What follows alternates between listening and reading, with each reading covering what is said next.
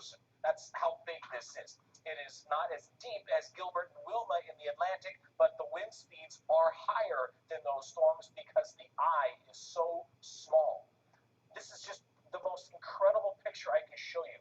That this eye right there, it reminds me of Andrew slamming into South Florida as the eye of Andrew got smaller and smaller. Now, Andrew's eye was the most important part of that storm because that's where the big winds were, 150, 160 miles per hour.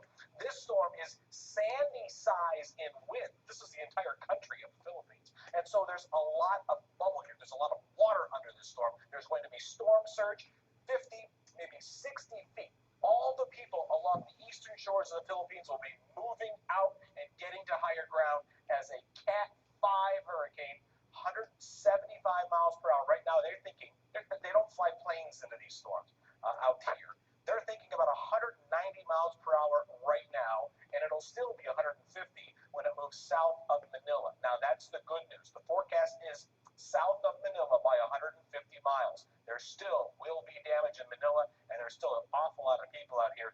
The biggest storm, even this is smaller than the one that's going to hit tomorrow, killed 1,900 people in 2012.